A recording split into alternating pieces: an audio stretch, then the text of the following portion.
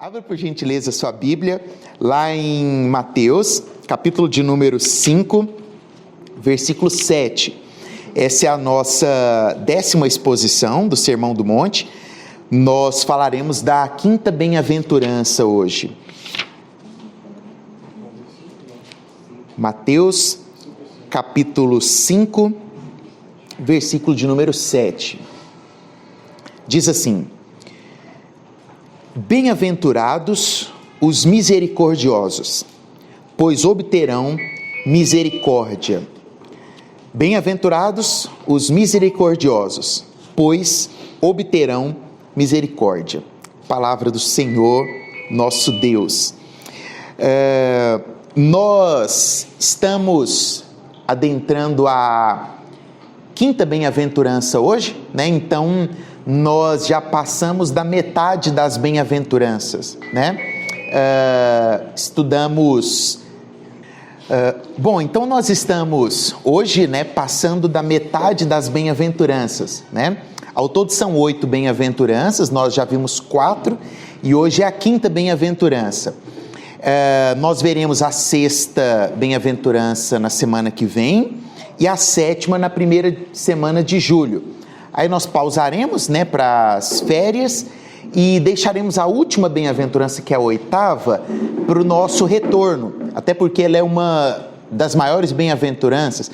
Na verdade é porque ela envolve 2 versículos, né? Então nós vamos deixá-la para o nosso retorno, e aí a gente utiliza essa que é a maior também para fazer um review, né, uma recapitulação de tudo que nós vimos.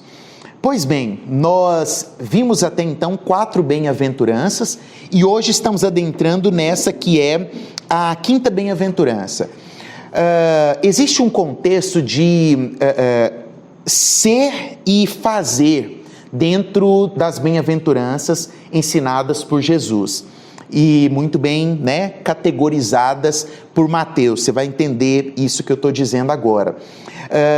Dentro do contexto de ser, Mateus descreve 4 primeiras bem-aventuranças que fazem uma correlação direta com Deus.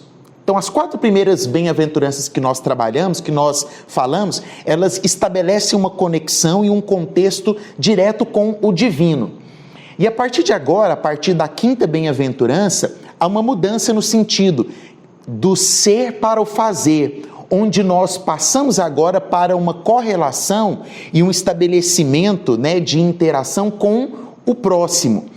E isso é muito interessante porque nos mostra a didática de Jesus como um bom professor, mas também nos mostra a capacidade de Mateus em escrever. É talvez impossível sabermos se Mateus escreveu exatamente na ordem as bem-aventuranças que Jesus tenha dito. Eu acredito que sim, né?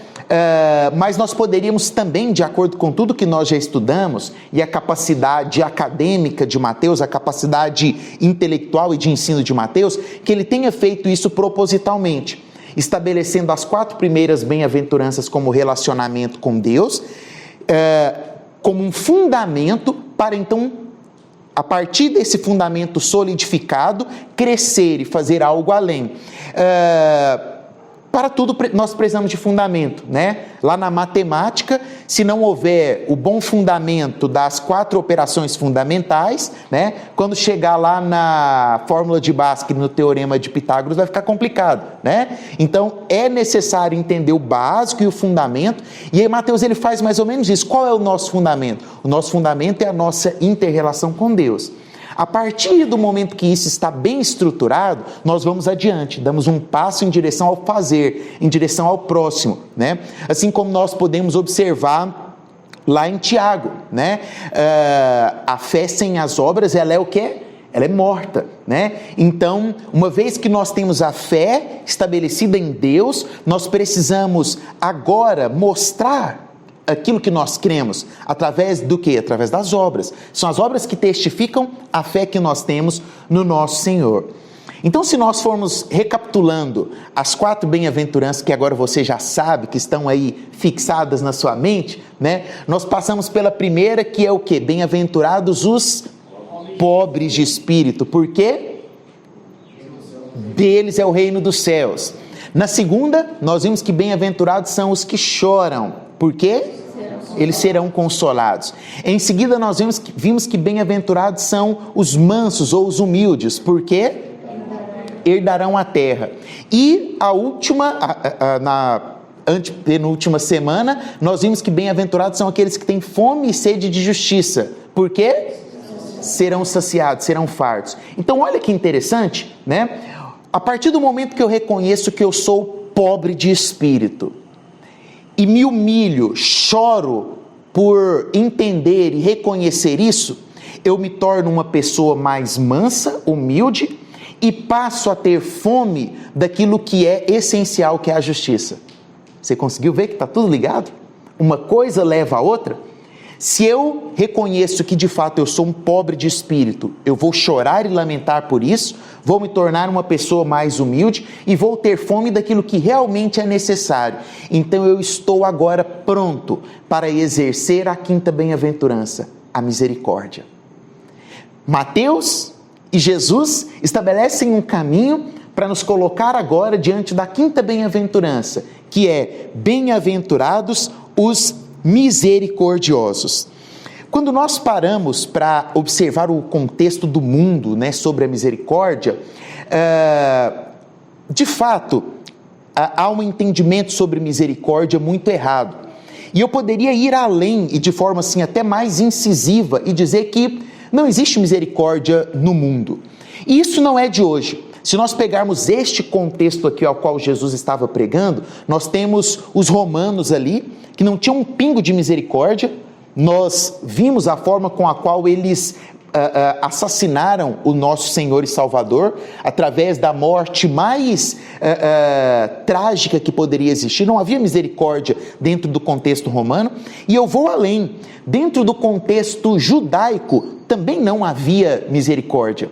O judeu, por natureza, ele é ganancioso, né? Ele é muito possessivo, individualista. Naquele contexto ali, a misericórdia ela já era muito difícil de ser vista, de ser observada. Trazendo para os nossos dias atuais, é mais difícil ainda.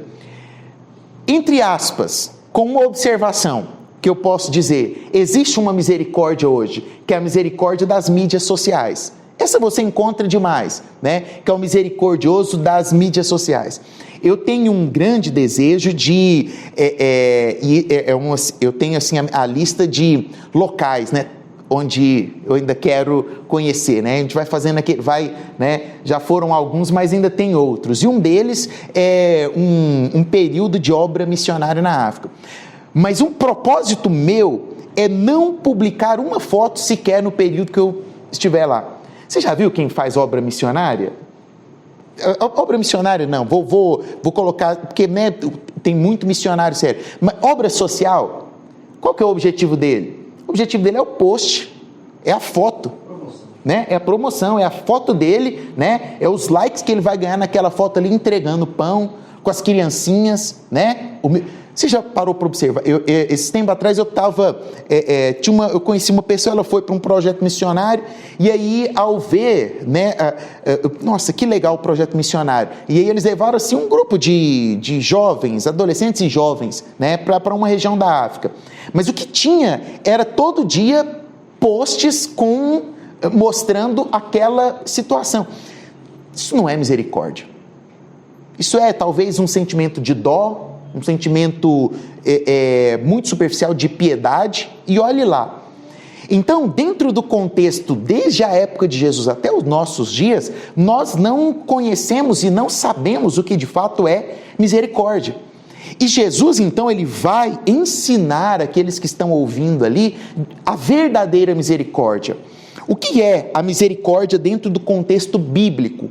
Né? O que é esta misericórdia que Jesus estava ensinando, que Jesus estava descrevendo e que Mateus está nos relatando?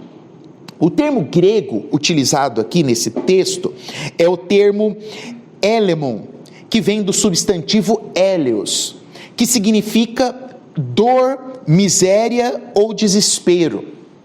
Então é um termo muito profundo, né? Misericórdia tem a ver com dor, com miséria. Entretanto, tem um detalhe muito precioso que nós já vimos aqui.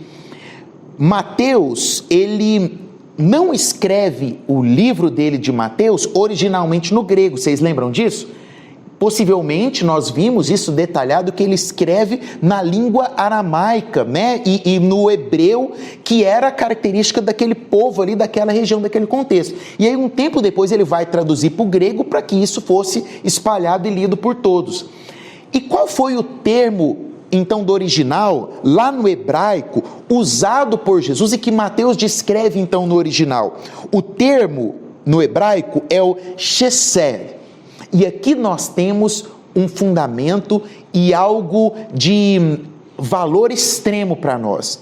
Observe qual o significado desse termo usado por Jesus aqui, que vem do hebraico, chesed. É a capacidade de entrar em outra pessoa, até que praticamente possamos ver com seus olhos, pensar com a sua mente e sentir com o seu coração. Vou repetir para você. Misericórdia, de acordo com a forma original que Jesus pregou aqui, significa a capacidade de entrar em outra pessoa, até que praticamente possamos ver com seus olhos, pensar com sua mente e sentir com seu coração. É você entender tão profundamente a situação do próximo, é você sentir tão interiormente aquilo que o próximo está passando, a ponto de você, de fato, dizer: eu agora sei o que você está sentindo e sei o que você está passando, então eu preciso te ajudar. Eu não vou te ajudar para mim ter um mérito nisso.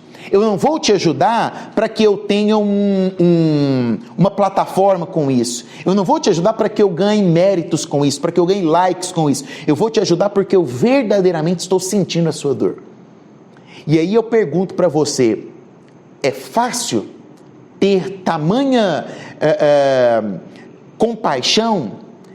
Será que é fácil, de fato, se aproximar de alguém com tamanha abertura e devoção a ponto de sentir de fato a dor do próximo? Misericórdia não tem a ver com aquilo que é natural. Misericórdia, ela é uma virtude que não tem a ver com o natural. E eu poderia exemplificar isso de várias formas com vocês. Quer ver? Eu vou pedir para alguns abrirem em alguns textos específicos para nós podermos ser mais práticos. Uma pessoa, abra por gentileza em Salmos capítulo 41, versículo 1 a 3. Quem vai abrir? Levanta a mão assim, porque são vários. Então, a Raquel.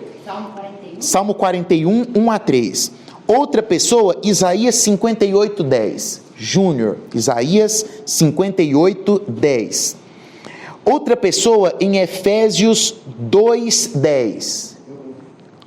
Caian, Efésios 2, 10. Outra pessoa em 2 Coríntios 1, 3.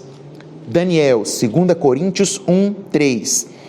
Mais uma pessoa, Salmo 145, 9. Letícia, Salmo 145, 9. Por último, mais uma pessoa em Hebreus capítulo 13, versículo 16. Daniele, Hebreus 13, 16. O seu é Efésios 2, 10. Isaías 58, 10. Isso. Então nós estamos abordando aqui um princípio da misericórdia no contexto bíblico, o qual nós podemos dizer com todas as letras que misericórdia não é e nunca será uma virtude natural. Guarde isso para o final da nossa exposição, ok? Repita comigo: misericórdia, não se trata de uma virtude natural. Em primeiro lugar, eu estou dizendo isso porque nós podemos voltar a um conceito, né, de João Calvino, lá da nossa primeira bem-aventurança. Nós somos pobres. Significa, né, que nós não temos nada para oferecer de nós mesmos. Natural é que nós nascemos com ele. Exatamente. Nós não nascemos com os horizontes. Exatamente. Porque naturalmente nós somos depravados. A nossa tendência é sempre buscar o mal. Nós somos como, um exemplo assim muito grotesco, mas nós somos como o urubu. O urubu, pela natureza dele, ele vai sempre tendenciar a ir para a carniça. O porco, ele sempre vai tendenciar, você pode pegar o porco, leva ele no pet shop, né? Dá um banho nele, põe um lacinho, fica bonitinho, passa um perfume nele, chega na roça e solta ele. O que vai acontecer com ele? Ele vai para a lama, vai comer a lava. É a natureza dele. A nossa natureza humana é assim. Então essa virtude da misericórdia não está em nós. E aí nós precisamos entender um pouco disso. Da primeira forma, lendo Salmos 41, 1 ao 3, por gentileza. Como é feliz aquele que se interessa pelo pobre. O Senhor o livra em tempos de adversidade. O Senhor o protegerá e preservará a sua vida. Ele o fará feliz na terra e não entregará ao desejo dos seus inimigos. O Senhor o sustentará em seu leito de enfermidade e da doença o restaurará. Misericórdia se trata de felicidade. Exercer misericórdia se trata de alcançar a fidelidade, a felicidade. Eu ouso dizer que a satisfação que nós encontramos em exercer misericórdia, ela é uma satisfação que é muito maior. E eu tenho quase certeza que você já deve ter vivenciado isso. Você já passou por uma experiência de ter tido o privilégio de ajudar alguém que precisava ser ajudado? E talvez você nunca contou isso para ninguém, nunca ninguém soube. Mas quando você chegou na sua casa, aquela sensação de dever, missão, sensação de dever cumprido. Você fala assim, eu fiz o que eu deveria fazer, eu não ganhei nada com isso, mas eu estou plenamente feliz por isso. Isso é misericórdia, em seu verdadeiro sentido. Segundo, em Isaías, capítulo 58, versículo 10, nós encontramos algo sobre misericórdia. Se com renúncia própria beneficiares os que têm fome e buscares satisfazer o anseio dos aflitos, então, naturalmente, a tua luz despontará nas trevas e a tua noite será como o meio-dia. A misericórdia, ela é luz para os nossos caminhos. Quando nós não conseguimos enxergar os propósitos, quando nós não conseguimos ver aquilo que nós necessitamos ver, quando nós nos sentimos perdidos, né? Sem direção, no escuro, precisando de um direcionamento, de uma luz, algo que nós precisamos olhar dentro de nós e falar, será que eu estou sendo misericordioso? Porque quando eu exerço misericórdia, a luz resplandece em meus caminhos, e como o profeta Isaías diz, nós acabamos de ver, que é como a luz do meio-dia, como a luz do sol no meio-dia. Não tem como ter trevas no meio-dia, é a luz do meio-dia que resplandece, que brilha, que clareia o nosso caminho, que ilumina os nossos planos e os nossos desejos. Agora, dentro desse contexto e dentro desse princípio fundamental, nós precisamos responder a essa pergunta, né? Dentro da mensagem de hoje. Por que eu devo exercer misericórdia? Por que eu devo ser misericordioso? Apenas para alcançar uma felicidade individual? Apenas para que as coisas no meu caminho sejam melhoradas e tenham luz? Errado. Porque se eu estiver buscando apenas isso em prol do meu próprio benefício, eu não estou vivendo o que de fato é a misericórdia. Então, como que nós podemos responder essa pergunta? Por que eu devo ser misericordioso? Eu elenquei pelo menos 5 características do porquê que eu preciso ser misericordioso. A primeira delas, eu preciso ser misericordioso porque este é o fim para o qual fomos criados. Quem abriu em Efésios capítulo 2, versículo 10? Por gentileza. Pois somos obra-prima de Deus, criados em Cristo Jesus, a fim de realizar as boas obras que Ele de antemão planejou para nós. Somos feituras, criados por Deus, com o planejamento dele. Ele já havia planejado isso. Onde? Lá no ventre da nossa mãe, como nós vimos na abertura, né? Isso já havia sido estabelecido, isso já havia sido predestinado. O nosso fim já havia sido predestinado. E este é o nosso fim. Se o fim para o qual Deus criou a estrela é brilhar, se o fim para o qual Deus criou o pássaro é cantar e embelezar as nossas manhãs, se o fim para o qual Deus criou a ordem de todas as coisas, quando nós olhamos, né, para os nichos ecológicos, para as cadeias alimentares, nós observamos ali que tudo tem um propósito, tudo tem uma sequência, né, os níveis tróficos de transferência de energia, dos produtores até os consumidores, tudo tem uma ordenação, um controle muito bem predestinado, pré-estabelecido, porque ali há um fim para aquele motivo. Então, qual é o nosso fim? O nosso fim é viver exercendo a misericórdia. Tem uma frase do reverendo Hernandes Dias Lopes que resume isso muito bem. Ele diz assim: quem não vive para servir, não serve para viver. Esse é o nosso fim. Nós somos criados para servir. Deus nos criou para sermos misericordiosos. Há um fim para nós, há um objetivo pelo qual nós estamos aqui. Tem muita gente, eu já conversei com muito jovem, né? Vem aconselhar, eu não sei qual é o meu chamado, sabe? Mas é aquele erro basal de achar que o chamado dele está ligado com uma função na igreja, de tocar, de cantar, de liderar alguma coisa. O nosso chamado não tem nada a ver com isso. Isso é menos que 1% do que o nosso chamado. O nosso chamado vai muito além disso. E há um chamado para todos nós que é servir, né? O bispo Fábio certa vez categorizou isso muito bem, que acabou servindo como missão e valores do ministério que a gente faz parte, que é o Atitude, né? Servir a Deus, servir a igreja e servir as pessoas. Teve uma época que isso virou camisa, né? Virou o missão e valores do Ministério Atitude, né? Servir a Deus, servir a igreja, servir as pessoas. Este é o fim para o qual Deus nos criou. Esse é o fim para o qual Deus nos chamou. Porque o nosso fim é glorificá-lo. E se eu exerço misericórdia para com o meu próximo, eu estou glorificando a Deus.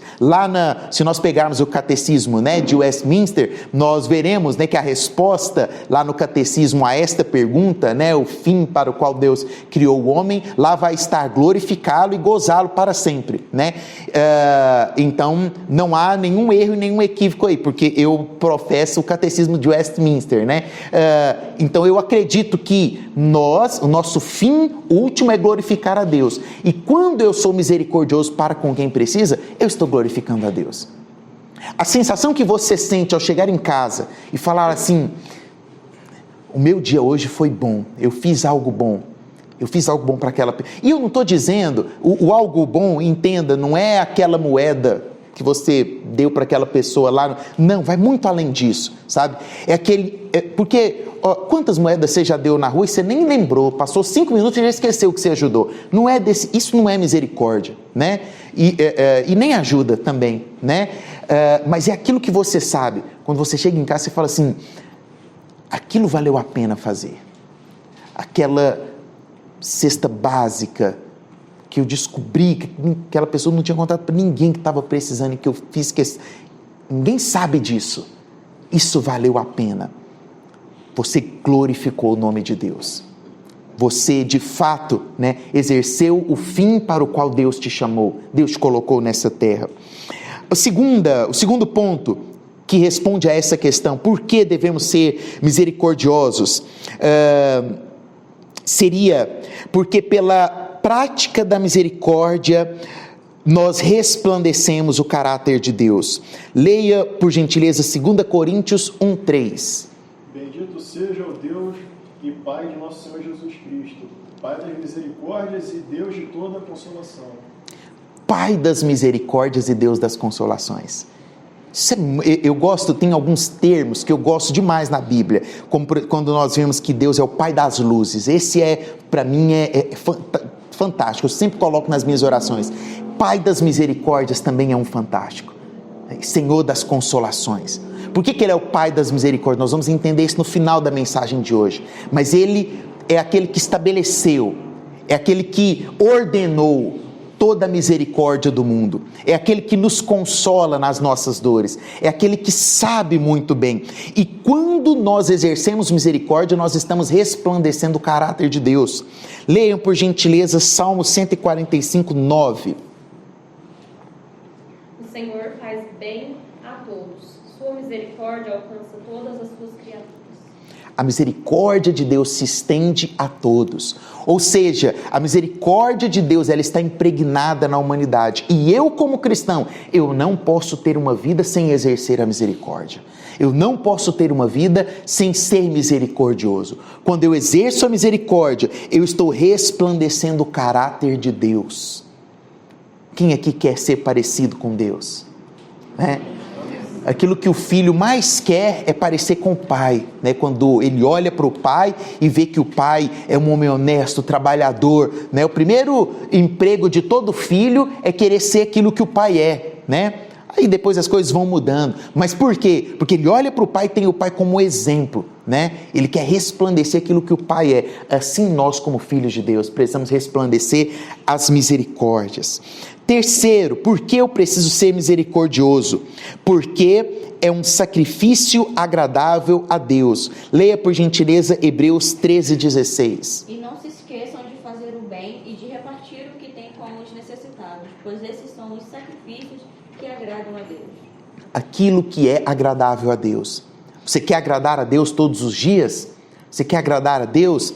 Às vezes nós achamos que estamos agradando a Deus quando nós estamos, na verdade, fazendo coisas para agradar a nós mesmos, né? Isso é impressionante. Eu tenho lutado muito com esse contexto intelectual.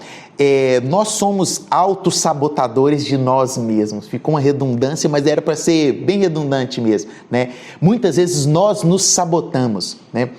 Porque na sua oração, você precisa ser crítico com a sua oração, com aquilo que você está pedindo, né? Nós já falamos sobre isso aqui. Aquilo que você está pedindo é algo nobre ou é algo só para o seu bem? A bênção que você está buscando, né? Ela vai abençoar a outras pessoas que estão ao redor ou é uma bênção só para você? Comece a repensar as suas orações, porque a nossa oração, ela tem um intuito de nos alinhar à vontade de Deus. Então não adianta orar por aquilo que não é da vontade de Deus. O nosso coração tem que ser trabalhado nisso. E eu preciso orar e clamar por coisas, motivos, situações que estejam dentro desse contexto, dentro do contexto da misericórdia de Deus, dentro daquilo que é um sacrifício agradável a Deus. Eu quero agradar a Deus todos os dias, então eu preciso exercer a misericórdia. Quarto, por que eu preciso ser misericordioso? Porque a misericórdia, ela não é uma falsa bondade. E aqui eu ia pedir para alguém abrir lá no texto de Jesus com Marta e Maria, mas eu preferi exemplificar melhor aqui para você entender. O que é essa falsa bondade? A misericórdia não pode ser uma falsa bondade. E há uma linha muito tênue entre você achar que está fazendo misericórdia ou você está sendo um falso bondoso. Eu vou te explicar, você vai entender. Jesus, quando vai para a casa de Marta, Maria e Lázaro, os três irmãos, Jesus ele está procurando um momento de descanso. Por quê? Jesus estava na reta final dele. Jesus já estava vislumbrando aquilo que iria acontecer. Jesus estava passando por muitos embates com os fariseus. Jesus estava cansado. Era Jesus curando, era multiplicando pão, era fazendo isso. Jesus acordava cedo, dormia tarde e tinha gente procurando, né? Jesus sabia que o pessoal já estava se manipulando em volta, e todo mundo procurando Jesus, e Jesus pregando, e Jesus curando, aquela coisa intensa. Jesus então ele decide ir para Betânia para procurar um pouco de paz e tranquilidade na casa de Marta, Maria e Lázaro. Todos nós temos e precisamos disso. Talvez você tenha um lugar que é seu lugar assim de descanso, na casa talvez dos seus avós, eu tenho dois lugares de descanso que são duas tias que eu tenho. E é tão impressionante que uma delas morava no Mato Grosso e lá tem lugar para pescar, então eu achava que era né? Nossa, toda vez que eu vou para lá eu volto, né? Porque é o lugar, né? Eu pesco e tal, não sei o quê. E aí ela mudou para Goiânia para ficar mais próximo de nós. E todas as vezes que eu vou na casa dela aqui em Goiânia, eu sinto a mesma coisa, o descanso. Eu deito na rede, ali ela faz o que eu quero, assa o pão de queijo, que eu gosto, faz o biscoito, o doce de mamão verde, né? Já vai chegando, ó, tem doce de mamão verde, quer que compra o creme de leite para você comer, né? Quinta-feira passada, nós não tivemos célula, né? Eu falei assim, vou tirar o dia para estudar, vai ser ótimo. Quinta-feira, vou acordar cedo e tal, e vou estudar o dia todo, tem muita coisa para fazer, vai ser... Aí uma outra tia minha, não é essa, que também eu sinto assim, é um lugar de descanso para mim, ela mandou uma mensagem, eu tinha acordado ali, despertei, né? Não tinha nem sentado na mesa ainda, chegou uma mensagem, vem para cá, fazer um feijão tropeiro para você. Eu falei, mudei meus planos na hora. Falei, quer saber? Eu preciso de um descanso. E eu fui para lá, aí tem um lugar que eu sento perto da cozinha, assim, que eu fico vendo ela fazer as coisas. Eu cheguei, o feijão já estava quase pronto, ele comeu o feijão. Ela, você quer faz uma rosquinha daquela? Eu, tia, então vou ficar aqui de tarde. E aí eu sentei lá lá fora, e de lá eu vendo ela bater a massa e fazer, e a gente conversa e tal. Cheguei lá 9 e pouco, saí de lá às 6 da tarde, descansado. Era isso que Jesus queria na casa de Marta e Maria. Jesus estava querendo um descanso. E quando Jesus chega lá, nós temos a família proporcionando o descanso para Jesus. Nós temos Maria ali, né, naquela de, estou aqui, Jesus. E temos Marta, igual a tia, fazendo tudo, o que você quer e tal. Só que num determinado, e assim, eu sou muito dessa tecla, até esse instante, as duas estavam perfeitamente dentro dos propósitos, proporcionando o descanso de Jesus. Só que há um momento que é um momento cruel na vida de Marta, um momento cruel de falsa bondade, a misericórdia disfarçada de falsa bondade, que ela está ali fazendo, propiciando tudo. Talvez ela estava limpando a casa, já tinha assado ali o pão para Jesus e tal, Lázaro já tinha matado a ovelha, ela já estava preparando ali, assando ali o pernil e tal, aquela coisa toda, mas de repente ela olha para Maria e aí o que ela faz? Ela acaba com o prazer de Jesus e o descanso de Jesus. Ela vira para Jesus e fala, Jesus, não me incomoda da minha irmã ficar aí não? Você lembra como é que é a resposta de Jesus? A resposta de Jesus mostra exatamente o que acontece, né? Eu acredito que a paz de Jesus ninguém pode tirar, mas naquele instante ali de descanso ela tirou, o prazer de Jesus. É como se Jesus estivesse lá deitado na rede, aí ele ouve aquilo, respira, senta, fala, Marta, Marta. A forma como Jesus se expressa, você já observa que rompeu a falsa bondade, foi cruel ali. Nós não podemos viver de falsa bondade. A falsa bondade é cruel. A falsa bondade prejudica aqueles os quais nós estamos achando que estamos fazendo bem. A falsa bondade é o grande erro daqueles que se dizem misericordiosos nos dias atuais e que se fazem misericordiosos de redes sociais, que se fazem misericordiosos utilizando isso como plataforma social para se promover a um cargo político, para se promover a uma determinada posição social. Não foi para isso que Deus nos chamou. Deus nos chamou para exercer a misericórdia na sua essência. E qual que é a essência da misericórdia? E eu passo para o nosso quinto e último ponto, que retoma aquele detalhe que eu falei para você guardar. A misericórdia, ela não é uma virtude natural. Por que a misericórdia não é uma virtude natural? Eu vou ler para você mais uma vez a definição de misericórdia que Jesus utilizou no hebraico. Quando Jesus utiliza o termo chesed, Jesus está dizendo que misericórdia é a capacidade de entrar em outra pessoa, até que praticamente, profundamente, possamos ver com seus olhos, pensar com sua mente e sentir com seu coração.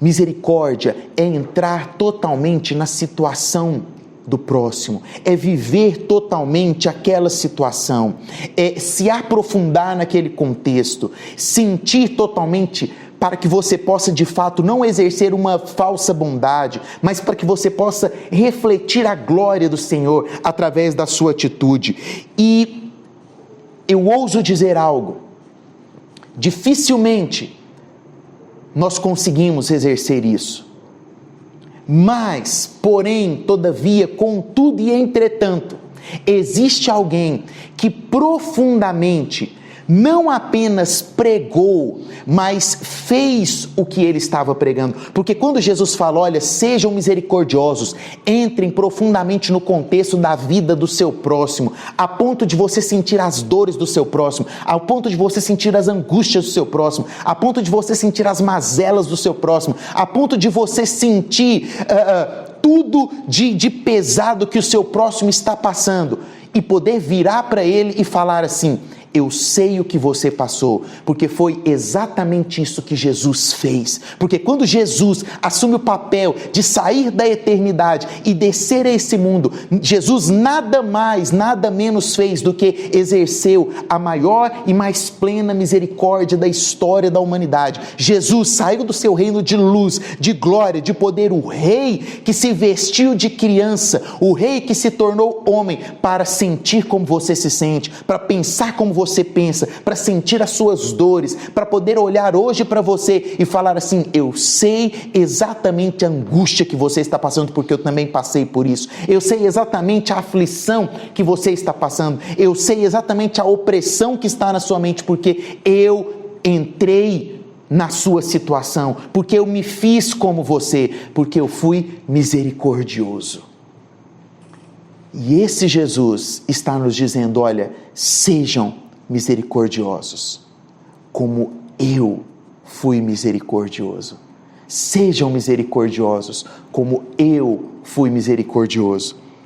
Quando Jesus fala isso, é porque de fato ele entrou nas mazelas e nas profundezas mais fétidas da humanidade, para se tornar como um de nós e nos mostrar o que é a verdadeira misericórdia. Quando você dá misericórdia, você recebe misericórdia. Exatamente isso que essa bem-aventurança diz: bem-aventurados os misericordiosos, porque eles receberão misericórdia. Agora, quando nós conhecemos o que é a verdadeira misericórdia, nós não esperamos receber a misericórdia de quem nós estamos dando misericórdia. Eu não ajudo o meu próximo, eu não sou misericordioso com ele, para que ele possa ser misericordioso comigo. Não. A misericórdia do cristianismo, ela está baseada em um pressuposto: que quando você é misericordioso e dá misericórdia, você recebe a misericórdia, não do outro, mas daquele que sabe muito bem o que é a misericórdia. Que sejamos misericordiosos, para que o Pai das misericórdias tenha também misericórdia de nós. Que assim seja, em nome de Jesus. Vamos orar? Senhor Deus, amado Pai, nós nos prostramos diante da grandeza do Senhor, diante da imensidão do Teu nome. Não há, ó Deus, nada mais que possamos fazer a não ser nos humilharmos diante de Ti. Um Deus que em sua plenitude se fez homem, se comportou como um de nós, sentiu as nossas dores, as nossas aflições, tomou o nosso pecado sobre si, exerceu a mais verdadeira e plena misericórdia. Quão felizes nós somos por saber que há um Deus no reino dos céus que entende cada uma das nossas aflições, que sabe exatamente o que é a angústia que penetra o nosso coração. Quão felizes somos, bem-aventurados somos, porque servimos a um Deus que não habita distante de nós, mas um Deus que tabernaculou no nosso meio e que sente exatamente cada uma das nossas dores.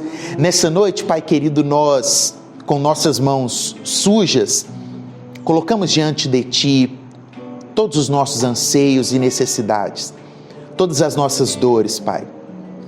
Porque muitas das vezes são elas que não têm permitido com que nós sejamos misericordiosos. Mas que de hoje em diante, ó Deus, haja um mudar na nossa história, um limiar que transforme essa nossa condição, nos tornando homens e mulheres que sabem o que é ser misericordioso. Nos ajude, ó Deus, a ter muito mais do que uma empatia pelo próximo. Nos ajude, ó Deus, a ir muito mais do que uma singela piedade ou uma falsa bondade. Nos ajude a viver, ó Deus, a dor do outro e exercer a misericórdia na sua plenitude. Ó Deus, e todas as vezes que nós a exercermos e sentirmos em nosso coração a satisfação pessoal, saiba, ó Deus, que nós não estamos barganhando uma nova misericórdia do outro para conosco. Porque sabemos muito bem que o que nós precisamos e o que pode nos salvar da nossa angústia e da vida depravada que vivemos é uma única misericórdia daquele que se fez como nós, daquele que se transformou num de nós, daquele que sente exatamente como nós hoje nos sentimos. Ó Deus, e o Senhor que nos ouve do Teu reino, do mais alto céu, o Senhor que nos vê com Teus olhos de amor, veja também nessa noite, ó Deus, a angústia que toma a nossa alma, a dor que invade o nosso peito, ó Deus, e a escuridão que se coloca no nosso caminho. Nós clamamos, ó Deus, pela Tua misericórdia, a Tua misericórdia para conosco, que haja misericórdia em nossos caminhos, misericórdia que vem do Deus Consolador, e que a Tua misericórdia nos console e nos mostre qual o caminho a seguir, qual a direção a tomar, transformando a nossa vida, transformando o nosso destino e o nosso futuro. Senhor, nós oramos com toda devoção e humildade, ó Deus, que existe dentro de nós. Nos rendemos a Ti, ó Deus. Clamamos, tem misericórdia de nós. Assim oramos, em nome de Cristo Jesus, o Nazareno. Amém e amém. Deus te abençoe, em nome de Jesus.